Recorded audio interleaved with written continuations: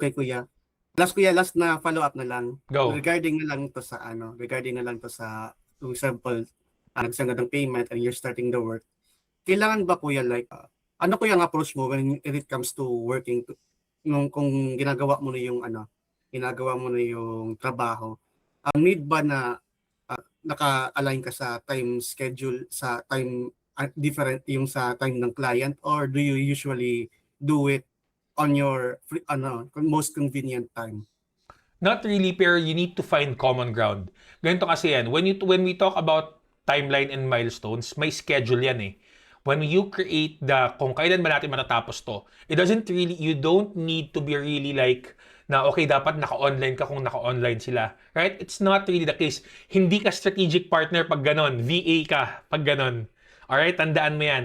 What you want to achieve here is that you are the person that they go to for strategy, for tactics, para maglumago yung business nila. And you don't have to work during their timeline. You just need to be able to dapat reachable ka lang. Alright, you need to be reachable and then dapat ma-deliver mo siya on the timeline na promise mo.